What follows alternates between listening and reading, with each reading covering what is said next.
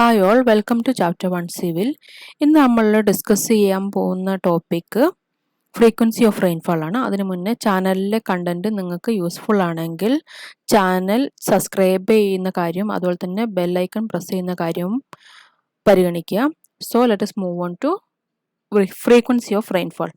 ഒരുപാട് hydraulic engineering ആപ്ലിക്കേഷൻസിൽ probability of occurrence of rainfall is much important. ഒരു example പറയുകയാണെങ്കിൽ for the construction of dam. അപ്പം നമ്മൾ ഈ ഫ്ലഡിനെയൊക്കെ പറ്റി നല്ല കൺസേൺഡ് ആയിരിക്കും ഈ ഡാം എല്ലാം കൺസ്ട്രക്ട് ചെയ്യുന്ന സമയത്ത്. ഇപ്പം നമ്മളെ നാട്ടിൽ പ്രളയം വന്ന സമയത്ത് നിങ്ങൾക്ക് ഓർമ്മയുണ്ടാവും, നമ്മൾ ഷട്ടേഴ്സ് എല്ലാം തുറന്നിട്ടുണ്ടായിരുന്നത്. എന്നുവെച്ചാൽ ശരിക്കും പറഞ്ഞാൽ ഈ പ്രളയം ഒക്കർ ചെയ്യാനുള്ള ഒരു മേജർ റീസൺ ആണ് occurrence of extreme rainfall events. ഒരു വലിയ പീരീഡിൽ ഒരു വലിയ മാഗ്നിറ്റ്യൂഡുള്ള മഴയാണ്, ഒരു ഹയർ ഡെപ്തിൽ മഴ കിട്ടുന്നതാണ് ഈ പ്രളയം സംഭവിക്കാനുള്ളൊരു major reason.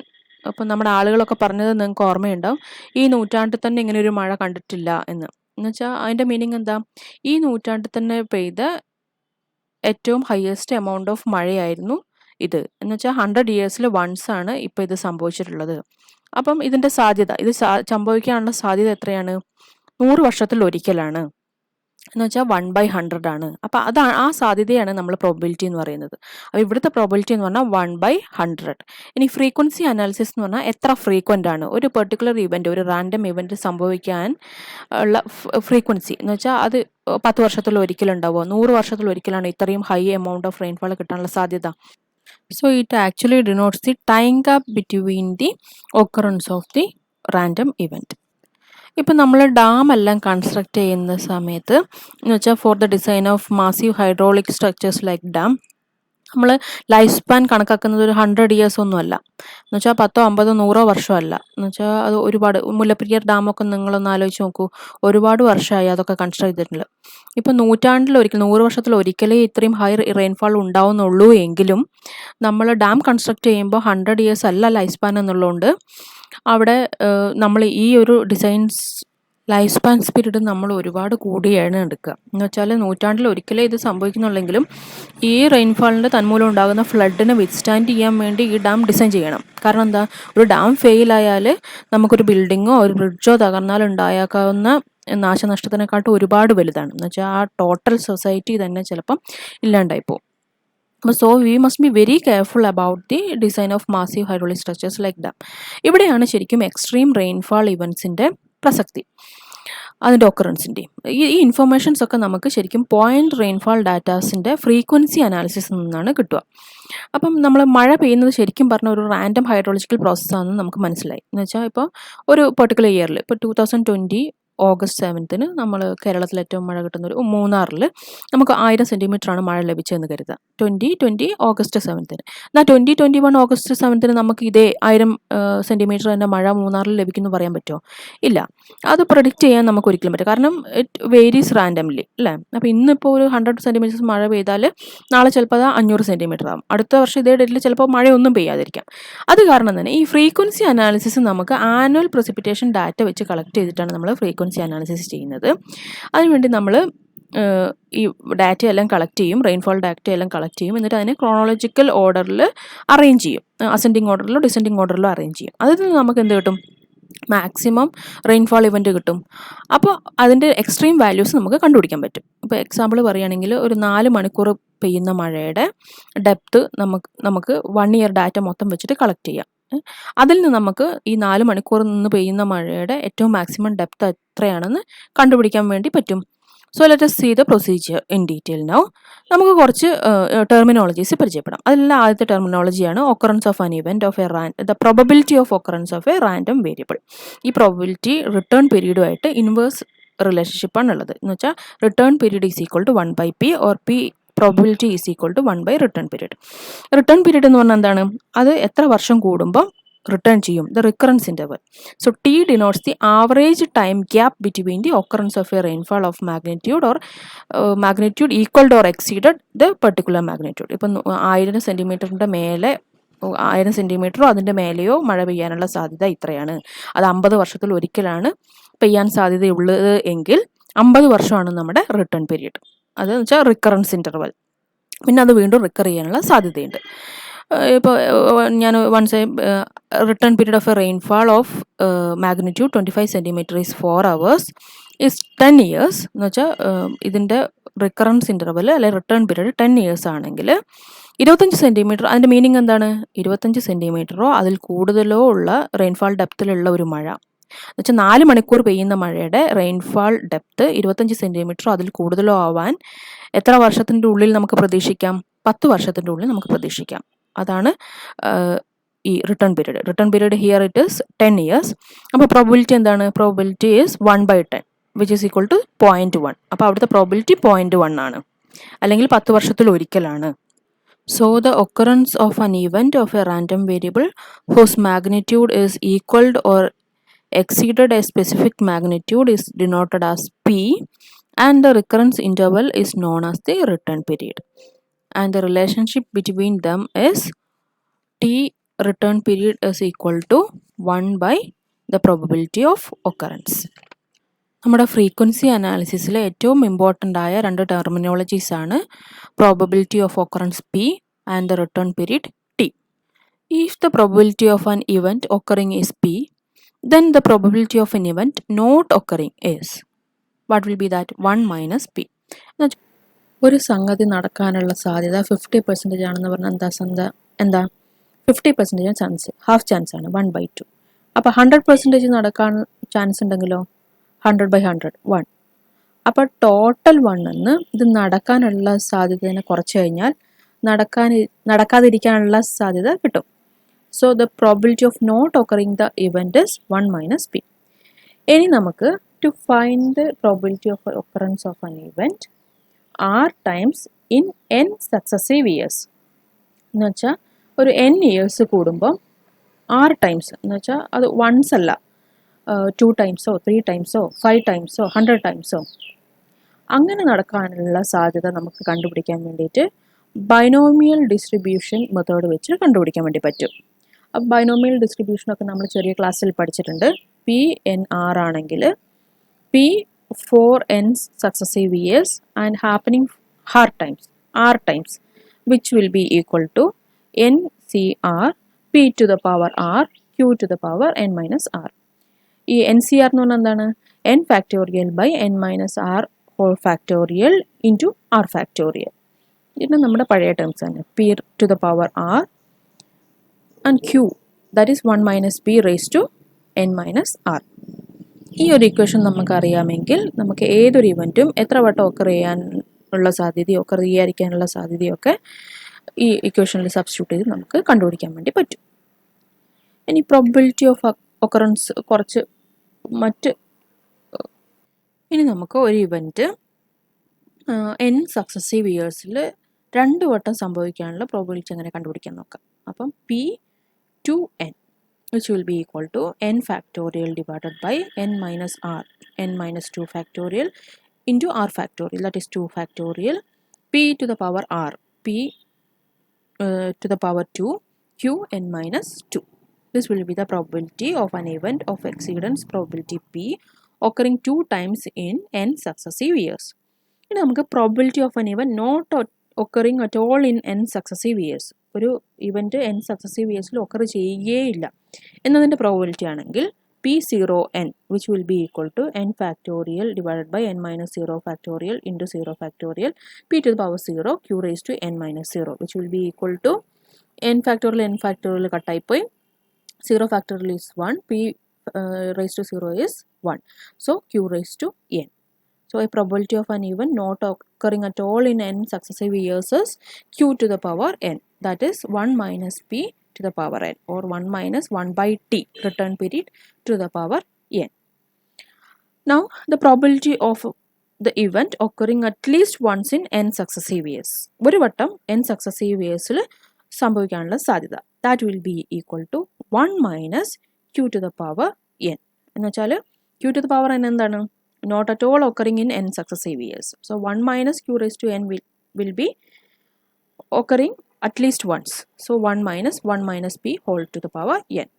Now we will see probable maximum precipitation. Heavy massive hydraulic സ്ട്രക്ചേഴ്സിൻ്റെയൊക്കെ ഡിസൈനിൻ്റെ സമയത്ത് നമ്മൾ ഫെയിലിയർ പ്രോബിലിറ്റി ശരിക്കും വളരെ കുറച്ചിട്ടാണ് വെക്കുക. That is virtually zero. ഇതെന്തുകൊണ്ടാണെന്ന് വെച്ചാൽ എന്തെങ്കിലും ഒരു ഡാമേജ് പറ്റിക്കഴിഞ്ഞാൽ, ഈ ഡാം ഫെയിലായി കഴിഞ്ഞാൽ, അല്ലെങ്കിൽ ഇതുപോലെയുള്ള വലിയ മാസീവ് സ്ട്രക്ചേഴ്സ് ഫെയിലായി കഴിഞ്ഞാലുള്ള അതിൻ്റെ ലോസ് എന്ന് പറയുന്നത് വളരെ സിവിയർ ആയതുകൊണ്ടാണ്.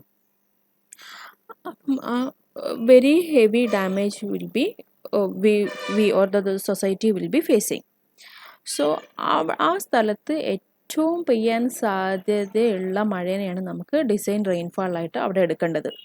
അപ്പം നമ്മളിപ്പോൾ ഈ റെയിൻഫാൾ മെഷർമെൻ്റ് ഒക്കെ സ്റ്റാർട്ട് ചെയ്തിട്ട് ഒരു 200 പോട്ടെ ഒരു 300 വർഷങ്ങളേ ആയിട്ടുള്ളൂ. അപ്പം ഒരു 300 വർഷത്തിൻ്റെ മുന്നേ ഒന്നും നമുക്ക് ഇത്രയും വലിയ റെയിൻഫാൾ ഇവൻ്റ് സംഭവിച്ചിട്ടുള്ള ഒരു സ്ഥലമാണോ ഇത് എന്ന് നമുക്ക് അറിയില്ല. പിന്നെ അത് മാത്രമല്ല, ഇവിടെയുള്ള എല്ലാ കണ്ടീഷൻസും ഈ ഒരു ഹെവി റെയിൻഫാളിനെ സപ്പോർട്ട് ചെയ്യുന്ന കണ്ടീഷൻ ആവുമ്പോൾ, എന്ന് വെച്ചാൽ ക്ലൈമറ്റോളജിക്കലി സപ്പോർട്ടഡ് ആവുമ്പോഴാണ് ഈ ചരിത്രത്തിൽ ഉള്ള ഏറ്റവും വലിയ മഴയേക്കാൾ ചിലപ്പോൾ കൂടുതൽ പെയ്യാനുള്ള സാധ്യതയുണ്ട്. അവിടെയാണ് നമ്മൾ പ്രോബബിൾ മാക്സിമം പ്രസിപ്പിറ്റേഷൻ യൂസ് ചെയ്യുന്നത്. ആ പ്രോബബിൾ മാക്സിമം പ്രസിപ്പിറ്റേഷൻ എന്ന് പറയുമ്പം നമ്മൾ ഓൾറെഡി പെയ്തിട്ടുള്ള മഴ P⁻ പ്ലസ് ഒരു സേഫ്റ്റി ഫാക്ടർ പോലെ ഒരു പ്ലസ് ഫാക്ടർ കൂടി നമ്മൾ ആഡ് ചെയ്യുന്നുണ്ട്. അപ്പോൾ ഒരു ജനറലി ആക്സെപ്റ്റഡ് ആയിട്ടുള്ള ഒരു ഇക്വേഷനാണ് ഇപ്പോൾ നിങ്ങൾ കാണുന്നത്. PMP probable maximum precipitation is equal to P⁻ plus K into sigma.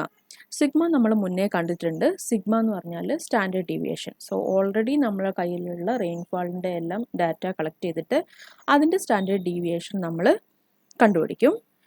P⁻ എന്ന് പറഞ്ഞാൽ അവിടെ ഓൾറെഡി ഹിസ്റ്ററിയിൽ ഒക്കർ ചെയ്തിട്ടുള്ള, നമ്മൾ റെക്കോർഡ് ചെയ്തിട്ടുള്ള മാക്സിമം പ്രസിപ്പിറ്റേഷൻ പ്ലസ് ഒരു K എന്ന് പറഞ്ഞാൽ ശരിക്കും ഫ്രീക്വൻസി അനാലിസിസ് നിന്ന് നമ്മൾ കണ്ടുപിടിക്കുന്ന ഒരു കോൺസ്റ്റൻറ്റ് വാല്യൂ ആണ്. അത് റീജിയൻ ടു റീജിയൻ വേരി ചെയ്യും. ആ വാല്യൂ സാധാരണ നമ്മൾ ഒരു അറൗണ്ട് 15 അടുത്തിട്ടുള്ള ഒരു സംഖ്യയാണ് സാധാരണ ഉണ്ടാവുക, into standard deviation of the collected rainfall record. ഈ PMP പ്രോബബിൾ മാക്സിമം പ്രസിപ്പിറ്റേഷൻ പോലെ തന്നെ പ്രോബബിൾ മാക്സിമം ഫ്ലഡ് ഉണ്ട്. ഫ്ലഡ് എന്താണ്?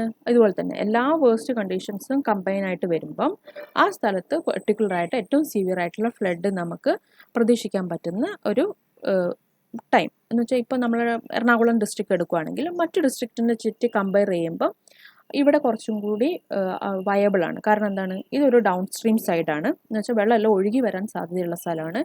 പ്ലസ് അവിടെയുള്ള ലാൻഡ് യൂസ് പാറ്റേൺ എല്ലാം ഡിഫറെൻ്റ് ആണ്. സോയിലിൻ്റെ അബ്സോർപ്ഷൻ കപ്പാസിറ്റി ചിലപ്പോൾ കുറവാണ്.